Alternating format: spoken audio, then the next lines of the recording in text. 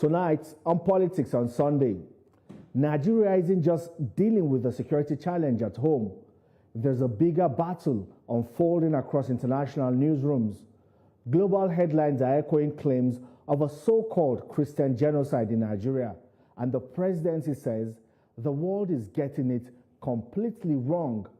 Now the man tasked with taking this fight to the global media, reshaping the narrative and defending Nigeria's image is President Bola Tinubu's spokesman, Daniel Bwala.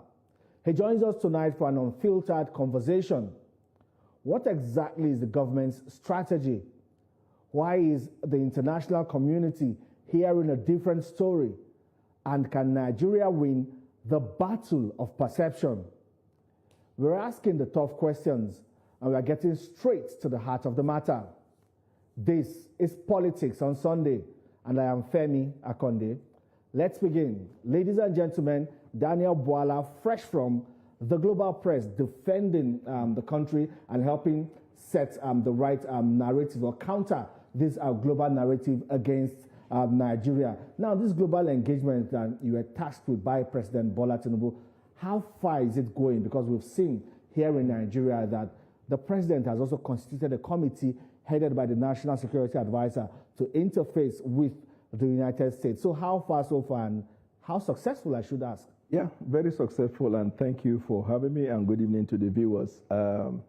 We have made so much of progress that now the subject of whether it is Christian genocide or not is no longer fashionable. I mean, if you say it, nobody will want to listen, because we have been able to prove in all of our media engagement, global media engagement, and the Western world had to do their fact checks. I remember Reuters did their fact check, BBC did that, CNN, and a couple of them.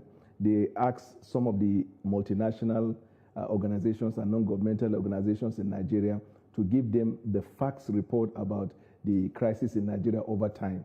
And then based on the fact-checking that they have done, they came to the conclusion that there is no genocide of Christians, because you have people being killed across all platforms. In fact, 4 days ago with Sky, I was in London with Sky News, they brought out a data that I didn't even know. And the data showed that more Muslims were killed and that. So we as government, we never from the beginning try to look at it from the point of view of how many Christians are killed, how many Muslims. It's a mundane conversation.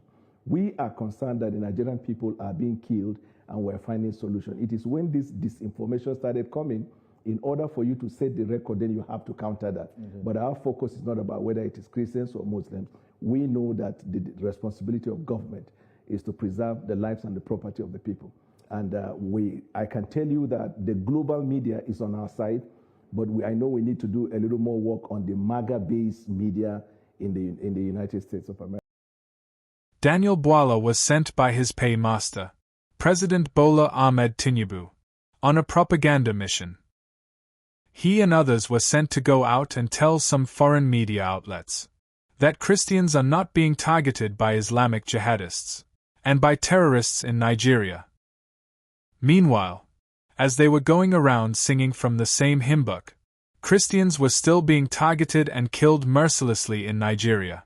Terrorists have been attacking churches, abducting worshipers for years now, and to investigate this Christian persecution is Congressman Riley Moore of West Virginia, sitting on the House Appropriations Committee, and the congressman has a tie to this story because you just traveled with a congressional delegation to Nigeria to see what's happening, doing so firsthand. Can you share that with us? Because it's one thing for us to report it, but for someone that was on the ground to see it, what can you share? Yes, and Sean, we went there just the beginning of last month in December, and part of that was at the instruction of the president, who had asked myself and Chairman Tom Cole, the House Appropriations Committee, to investigate what's going on in Nigeria. So we went there, and I will tell you the stories that we got from the ground, talking to internally displaced individuals, Christians who were living in these refugee camps, IDP camps. It was just absolutely heartbreaking. I had met a woman who had all 5 of her children murdered right in front of her. And she was pregnant and was able to escape, had the child in one of these refugee camps. I met another woman who had her husband and 2 daughters murdered right in front of her, and they actually killed her unborn child. I mean, this is the most barbaric violence that you can imagine. And now we've had ISIS issue a statement saying, Christians of Nigeria, convert or die, or you can pay the tax to live under our caliphate. We cannot stand by and allow the slaughter of Christians to continue in Nigeria. And the good news here is that the government of Nigeria is working with the United States. This strike that we had was in coordination and cooperation with the Nigerian government. So we are moving in a positive direction in all of this. I think there's going to be a strategic security framework that's going to be set up at some point here soon in between our two countries that is in the works, where we will be able to do some capability gap fillers for the Nigerians and their military, and then also provide the type of support like we did on Christmas with 12 Tomahawk cruise missiles, which, by the way, was the first time in 2 years you'd not had Christians massacred on Christmas. Instead, we had terrorists paying the price this Christmas. Well, when you went in December and you visited the displaced persons camp, the IDP camps in Nigeria, I'm seeing some photos. Can you talk to what we're looking at? Yeah, that woman with the child is actually the one that I just talked about, who had 5 of her children murdered in front of her and was able to escape. That's her right there. And that's all that's left is her and her child, and she's still living in an IDP camp. And to be clear, the Fulani Islamic militants that are in the middle belt of that country, which is where we were visiting these IDPs, they are continually attacking IDP camps as we speak. So for all the naysayers that say this isn't about persecution of Christians and they're not being targeted, then why are they burning down churches? Why are they targeting IDP camps? Why is ISIS saying convert or die? You're going to see stories come out from the left, from the Democrats, from the liberals, saying, no, this is about climate change and land disputes, and this isn't about Christian persecution. I am telling you, as somebody who was on the ground, this is Christian persecution that is happening in Nigeria. And to be clear, there are all Nigerians that are being killed by these Islamic terrorists, but there is a specific focus on these Christian communities. Yeah, again, from someone that actually went there, was on the ground, and who spoke to people there, sharing that story. Mr. Bwala comes back with a smug on his face, beating his chest and feeling important that he and others have succeeded on their propaganda mission. He fails to realize that in the real world out there, especially when it comes to President Donald Trump, no amount of APC propaganda will work. They must learn that to keep Trump off Tinubu's back, to save him from eventually suffering the same fate as Nicolas Maduro, they must do the right thing. President Trump gave Tinubu and APC 3 very specific conditions, though we do not yet know the timeline of those conditions. They freed the innocent Christian man who defended himself against Islamic terrorists, which was one condition. They have failed so far to release the names of terrorism sponsors in Nigeria, and to stop Islamic terrorism in Nigeria, particularly the targeted killings of Christians. Those were the other 2 conditions.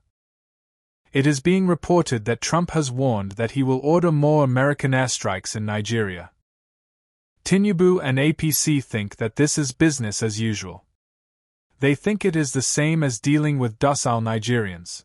Here are today's top stories and why they matter. US President Donald Trump has warned that the United States may carry out additional strikes in Nigeria if attacks on Christians persist. Last month, with the approval of Nigerian authorities, the US conducted airstrikes targeting militants in northwestern Nigeria. Our DW correspondent, Wayisu Idris, reports on the situation and reactions from Nigeria. Speaking to journalists, the US president said he will prefer a one-time strike, but stressed that continued killings of Christians could lead to multiple strikes in the future. According to the US military, the Nigerian government requested assistance in tackling Islamic State militants in the northwest. However, Nigerian authorities clarified that the operation was not religiously motivated, but rather a joint effort to combat terrorism.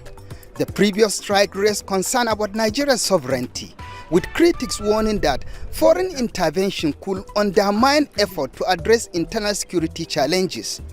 In Nigeria, opinions remain divided over the U.S. involvement in tackling the country's security crisis. Nigeria has what it takes to be a nation on its own, right? That's why we have independence, right? So whatever issues we're having, I feel we have the potential to solve it. I don't think there's a need for any external invasion from any other country. I don't think that any U.S. airstrike will make any impact in this allegation so far, sir. Well, we have our independence, so and we are doing well. Our Mr. President is doing well, possibly to end the crisis in Nigeria and have so that we can have peace.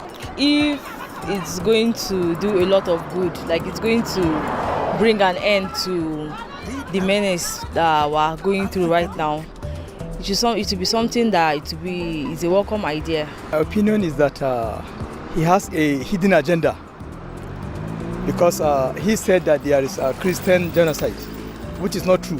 When you look at the Muslim aspect, you'll find out that Muslims are more affected in terms of killings compared to the Christians.